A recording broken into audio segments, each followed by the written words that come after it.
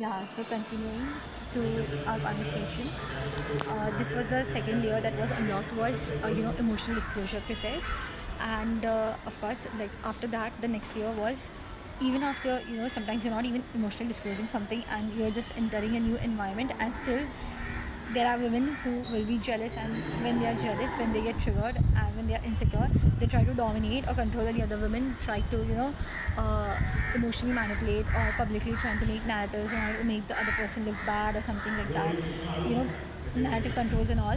So the third layer to it was being assertive, and by assertiveness I mean that documenting the things or giving them back. By giving them back I mean that you do not have to stoop to their level, of course, because that is what they want to feed on your emotional reaction, on your emotional uh, insecurities. This is what they want. They want you to internally emotionally collapse, and that is why I am huge on pain body meditation, PAIN, pain body meditation by Eckhart Tolle. So what happens is, over the period of time, once you start it helps you regulate your nervous system, and in the moment of triggers it helps you keep yourself regulated.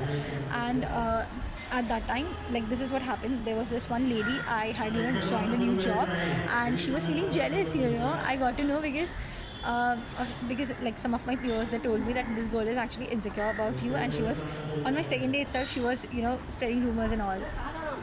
And yeah, so I remember that she got triggered or something, and then she started shouting very loudly.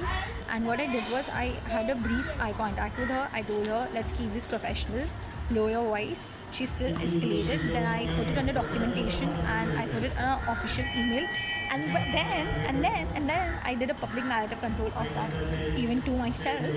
And what happened after that was so amazing, because firstly I broke a lot of patterns for myself. This habit of putting myself down, letting myself go, and letting other people drive my narratives, drive my emotional states, that was gone, because I had a very thermostat frequency almost by the amount of inner work that I had done, and I had a very thick skin. Like, I had a lot of emotional buffer, so I could see that it is her issues, not mine. That was the first layer. The second layer was to keep myself emotionally regulated in the moment of when the impact was happening. And the third layer was having a direct eye-to-eye conversation with this person. And the fourth layer was putting it out on email. And the last layer was to address it publicly in front of the colleagues and all. And after I addressed it publicly, I got a lot of social support also from my colleagues.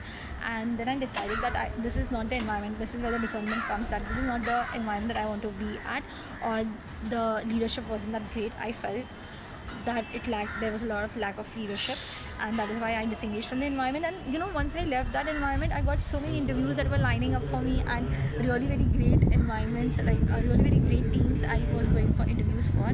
So yeah, like, I understood that it was me doing the identity level shift, where I practiced it all together. I did not emotionally collapse. I was doing my emotional disclosure process of how I was pacing myself properly. The third thing was having a direct eye contact and being assertive in the moment. And the fourth layer was taking the right official routing. And the fifth layer was public narrative control, because especially in these kind of cases, you need to be careful in the workplaces and all, that you have your own narrative also going on. Otherwise, gossip spread very fast, and then you have unnecessary emotional stress inside of you. I feel that is the right way. I know a lot of these religious gurus and teachers, they say that you do not have to participate into these kind of shenanigans, or you do not even have to correct them, let them manage their own opinions on themselves. But no, it's okay that, like, they can have their own opinions. I'm sure that even after I did the public narrative control, there were people who might be having opinions of me as a bold person, or as someone who is very confident, or as someone who doesn't tolerate nonsense. That's fine. But what I found was, it was very necessary for me to place my boundary and be assertive about what is my expression, because a lot of times we kind of suppress our emotional expression also, in the name of I'm being spiritual, I'm the more bigger and evolved person. No, this is not right. This is you abandoning yourself. And the last layer was the public narrative control, the discernment whether this environment even deserves it, because then I have to carry the emotional labor of not only myself, of these people around too. And yeah, like I removed myself from that environment because I understood that the management or leadership was not able to see through the BS what is happening outside. This is, and that on the day too, so I was out. And yeah, this is what I have understood up till now, and that's how things went for me, that's how things unfolded for me, and that's how I felt justice also within my own self. I felt very self-contained. I do not care now what other people think. As I said, that people have viewed their world as they are, like they have their own bubble going on, they're in a trance, and they see through the world with their own insecurities, with their own conditioning and all. But and after this also, I am sure there are people who might say she's not able to adjust, or she doesn't tolerate nonsense, or she's bold. But I do feel that I kind of broke this pattern of me letting things slide off and letting people misuse my emotional capacity in a wrong way. And this is how I rewired my nervous system fully in being assertive person. At the same time, disengaging also when I feel that it is not at all required for me, of me, any furthermore emotional involvement from my end is no longer required.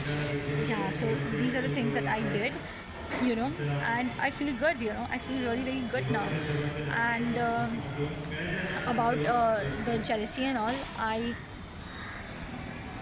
I found that it is better that you choose environments that are healthy. Or I do get it, like there is peer rivalry always there, but then there's a healthy peer rivalry, and then there is an unhealthy peer rivalry. Unhealthy peer rivalry is when you're going down to the bench of disrespect of the other person. Their dignity is being questioned. That is what is unhealthy, and that is what lies under the bullying, workplace harassment. And yeah, I kind of feel that if in these kind of environments, you have to be dominant, you have to be discernful, and you have to be dominant. You have to see who the other person is. So next video in the pain body meditation and all, I will explain further, go further into this, that how to practice discernment, how to have conversations with these kind of people. So usually, let me give you a briefing of this right now only, and next video I'll go much more deeper. Anytime someone is triggering you or anything, you have to see first that whether it's your point or whether it's their point, because chances are sometimes it might be their point also. And yeah, so you have to see that you are internally emotionally collapsing or not. Then let's say if you are internally collapsing or something, then that is your thing to deal with. And let's say this is the other person's problem, then you have to practice discernment whether this person is healthy or this person is unhealthy.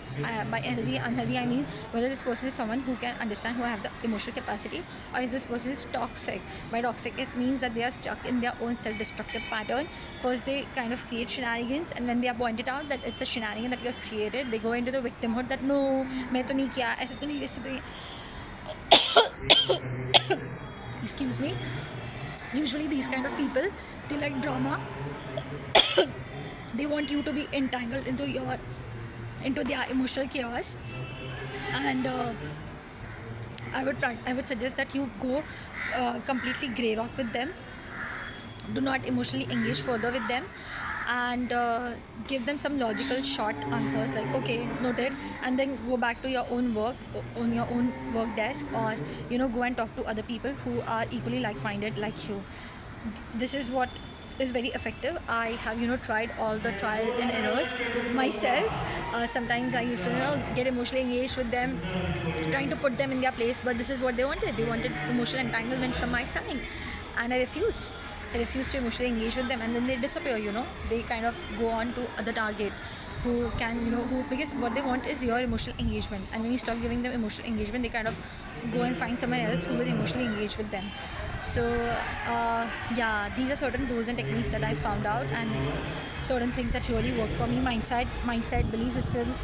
It was a lot of trial and error, because sometimes the spiritual teachers say, what does that have to do with me, and it's okay and all. But then when you see that these women are the same women who are being targeted, and in multiple groups, who are being called as scammers and all, and even after doing years of work, then I saw that okay, fine, like there's new levels to it. There is boundaries in effect, external boundaries, narrative controls, internal boundaries, internally collapsing or not. And you need to practice discernment.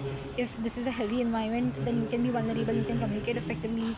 and you can let slide things also. But if it's a toxic environment, it's an insecure environment, it's a competitive environment, there your status matters, there your dominance matters. You need to know what are the rules of the game, because what happens is in these kind of environments, if you're practicing your spiritual practices, with a lot of these inner work teachers say, it's a bad idea. It's a bad idea, because you are actually suppressing your emotions, you're letting yourself down, you are actually abandoning yourself. And I'm not someone who agrees with this kind of narratives, that because I'm more grown and evolved, because I'm more in the higher consciousness, because I do this kind of inner work, or because I'm more religious, or because I'm more spiritual, I have to slide these things off. No. It is, I feel that even in religions and all, if you see, there are two sides of it. One is that they're spiritual, they practice forgiveness and all, but at the same time, where it is required to stand up, where it is required for you to actually speak up, they do speak up, they do stand up for themselves, and they do have their own narratives also going on. And we have quite popular stories in our religious scriptures and religious textbooks also, or spiritual, not only religious circles, but also in spiritual textbooks and spiritual practices circles also, where people have given their own stands also. So I feel that this is the next level of integration that we need to do. And yes, these are the things that I wanted to share. It's a quite long video now, it's almost 11 minutes 15 seconds. Thank you so much all for joining me in this video now, and I would like to discuss more topics as it unfolds. And if there's anything that you want to ask, you can put it out in the comment section below. I'm happy to answer. And I'm just starting out with this new community, and I welcome you all. I invite you all here to this new place. I'm very grateful that you're joining me here, and just give me your insights. I invite you all for your own insights of what you think, that how it should be, how it shouldn't be, managing these kind of dynamics. Chalo, thank you so much. That's it for the video. It's exact 12 minutes. I'm leaving you all here. Thank you. Bye bye. I love you. I hope this helps. Bye bye.